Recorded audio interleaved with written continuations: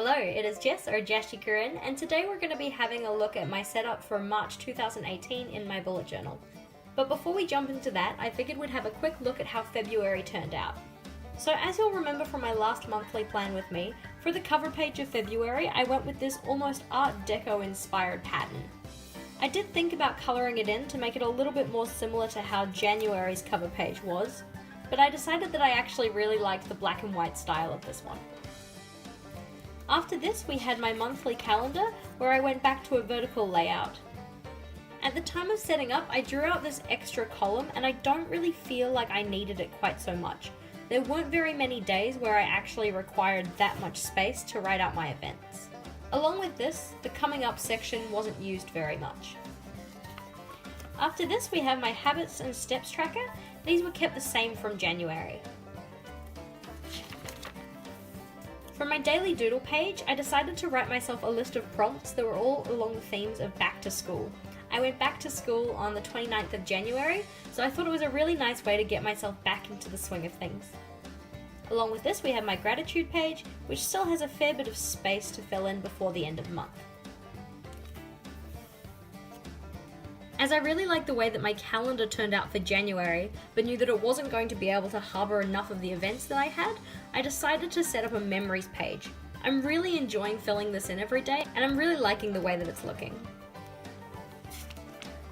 Following this, we just jump straight into my weekly pages.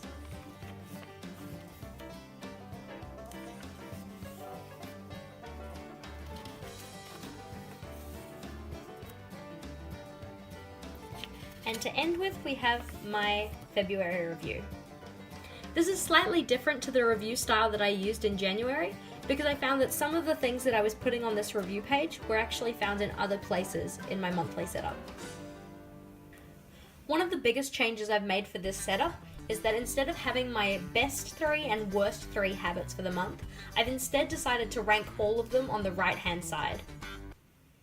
Before we get into the setup, just a reminder that any of the equipment that I use in the setup will be listed in the description box below.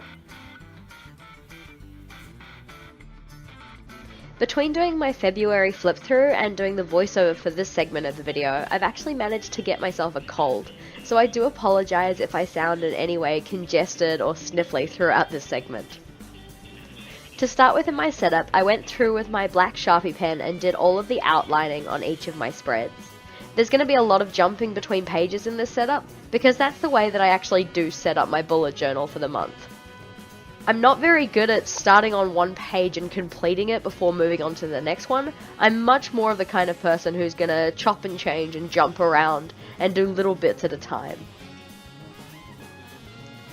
Something new that I'm trying for March's setup is having my work events and social events separated. So what I've done here is I've drawn a column down the middle for the days of the week and the dates, and then one side will be for anything that's work related and the other side will be for anything that's more personal or social related.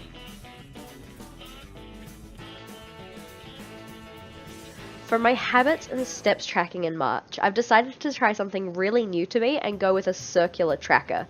This was so incredibly difficult to draw out because I am absolutely useless when it comes to using a compass.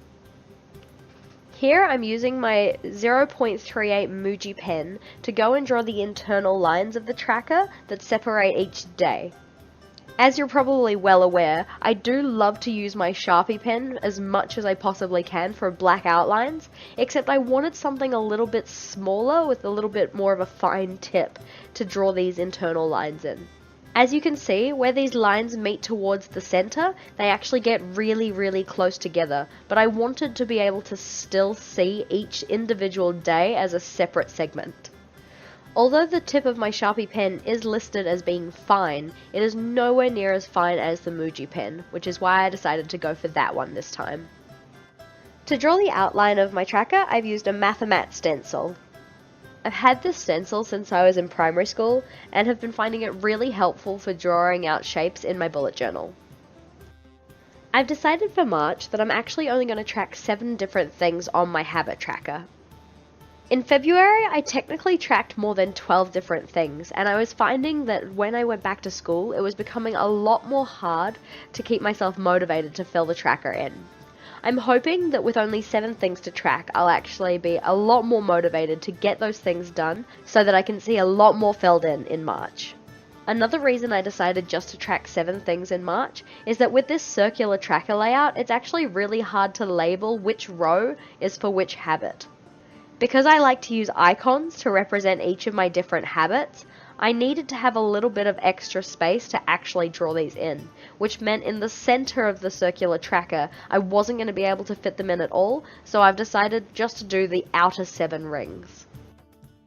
I'd actually be really interested to know how many of you guys use a circular tracker in your bullet journal. Do you find it as difficult as I did to get the spacing correct, or do you have a better way to do things? If you do, make sure to let us know in the comment section below. I'd be really interested to find out how you guys do it.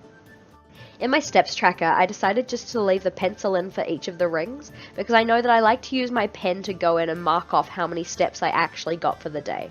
With my habit tracker, however, I am using my Sharpie pen to fill in each of those rings, so I can very clearly see which ring I'm in when I go to fill out my habits.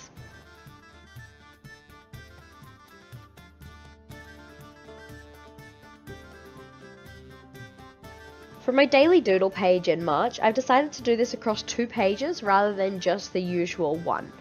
In February, I really enjoyed having the doodling prompts on the same page as my doodles, so I wanted to do the same thing in March. However, when trying to fit 31 boxes onto one page, you do encounter a little bit of difficulty.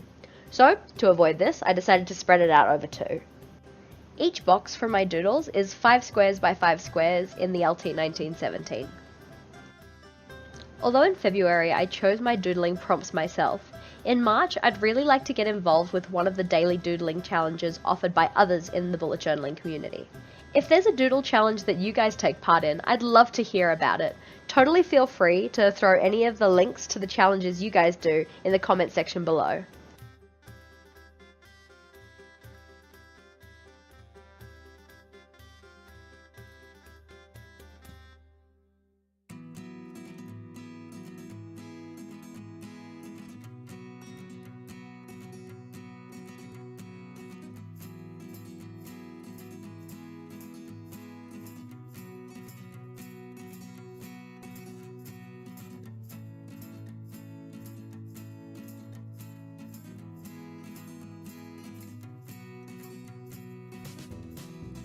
After this, I'm setting up another monthly memories page.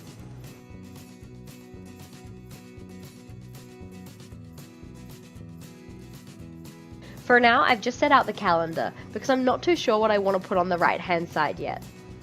If you had any suggestions though, totally leave them in the comments.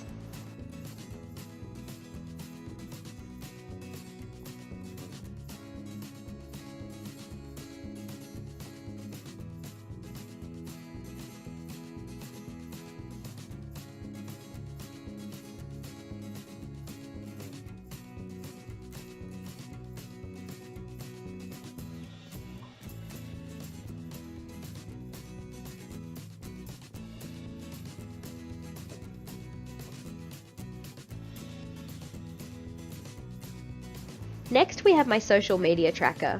While in February I used a calendar layout for this, I found that it was actually really hard to use the space effectively. So, for March, I've decided to go back to a vertical layout. I'm hoping this will help me keep better track of posts that I want to make. Some of the things that I will be keeping track of will be photographing and editing my Instagram posts, my Instagram stories, checking out new Instagram accounts, checking in with my various Facebook groups, and also filming and editing my posts for YouTube. I've really found that since starting to use a social media tracker, I've become a lot more consistent in the content that I've been releasing.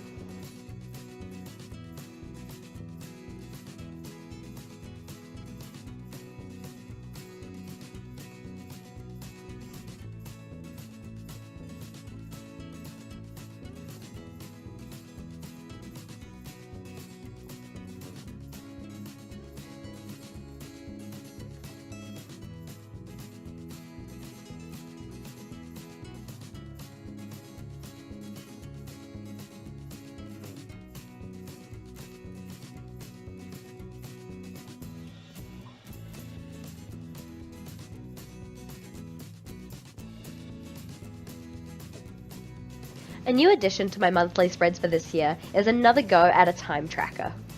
I tried to use one of these in December of last year, and I found that while I was at home, I was very consistent in being able to fill this in.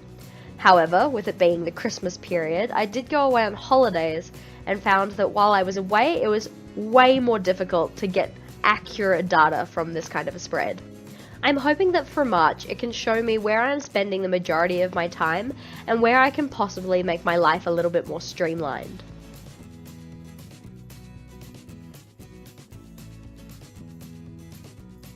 Something I've been weirdly against doing in my videos up until now is actually using a book to prop up my hand while I try and write on the right hand side of my page. I have absolutely no idea why I was so against this, because it's actually insanely uncomfortable trying to write in that small space. So as you saw here, I just used another LT1917 to help prop my hand up. After this, I'm going in with my Tombow dual brush marker in the colour 195 to fill in any of the titles or heading spaces. As I mentioned in my last video, during March I'm actually doing a collab theme with KM of Journal with KM. She's another awesome planner related YouTuber, and I've got a link to her channel in the description box below. For March, we're both doing a seasonal woodlands theme. For KM, that's going to be spring, whereas for me, that's actually autumn. As I mentioned in my last video, autumn in New Zealand is not so much browns, reds and yellows and all of those rich golden colours, but instead is mostly green. So, following along from that, my colour theme for March is also green.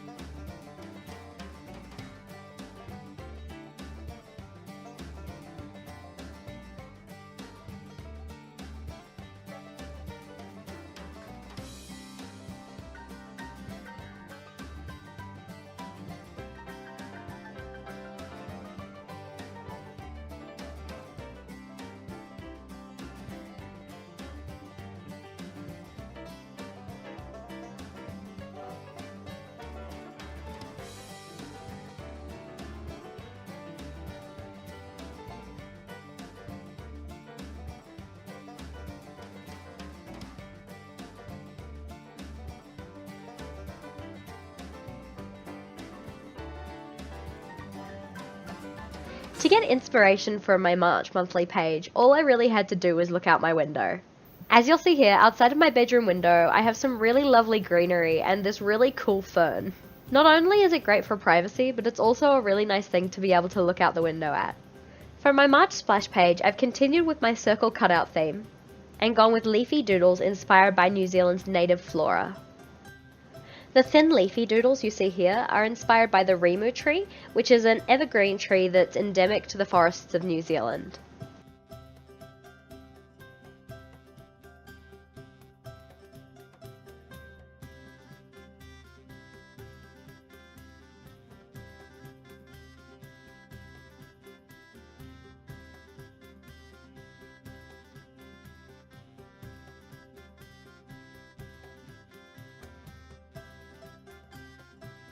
Along with the rimu leaves, we also have these ferns, which are inspired by the fern that's outside my window.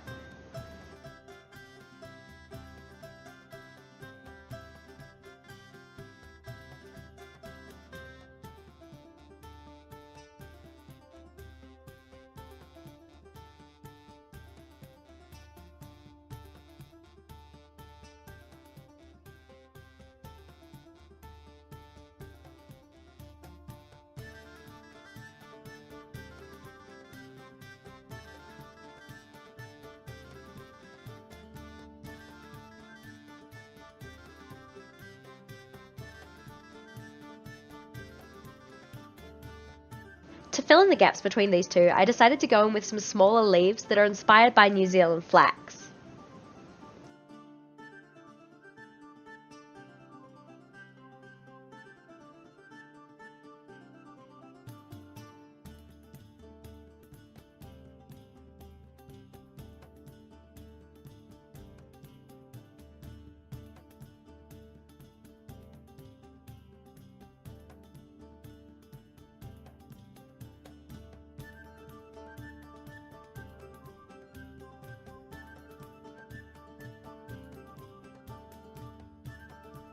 For the rest of my monthly pages, I decided to draw more flax bushes in the top corners above my heading bars.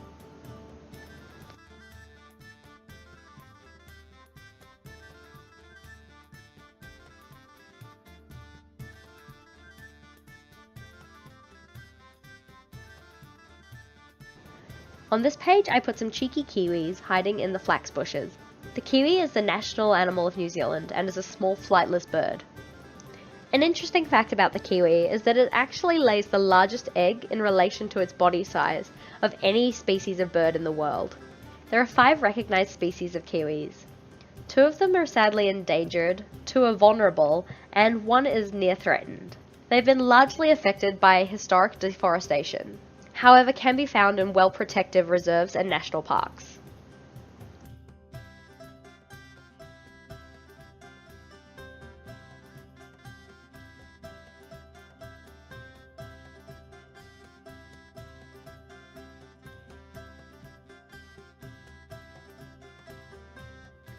After finishing up my flax bushes on the other pages, I went back and decided to draw in some more native New Zealand animals. On this page, I decided to draw some tuatara. Tuatara are reptiles that are endemic to New Zealand. Although they look like lizards, tuatara are actually part of the order Rhynchocephalia. After this, we have the Hamilton's frog, which is named after its discoverer, Harold Hamilton. Despite being New Zealand's largest surviving frog, it's actually quite a small species when you compare it to other frogs in the world. Following this, we have a picture of a cheeky kea, and I do mean cheeky. Keas are very well known in New Zealand for trying to pry off the rubber parts of cars. To finish off, we have the New Zealand fantail, which is personally my favourite New Zealand bird. As you might be able to guess, this bird got its name from its fan-shaped tail.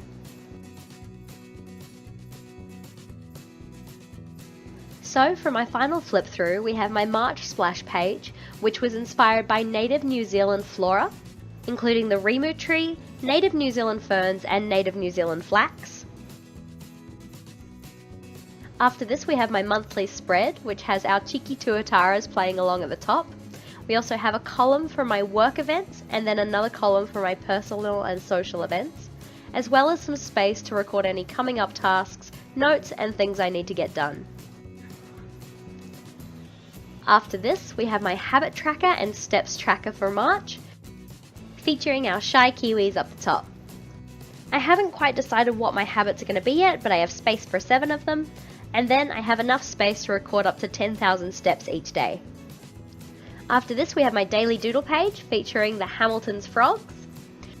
This has space for my prompts on the right and then a box for each day of the month. Followed by my memories page with a cheeky kea holding a car antenna. We have my social media tracker with the 2 small fantails up the top. And last but not least, my time tracker for the month of March. Thank you for watching. If you enjoyed today's video, please do make sure to give it a big thumbs up. And if you haven't already, you can subscribe to my channel to see the videos that I release every Thursday and Sunday. Again, any of the equipment that I used in today's setup is going to be found in the description box below, and I'll be back again on Thursday with another weekly setup video. Until next time, bye!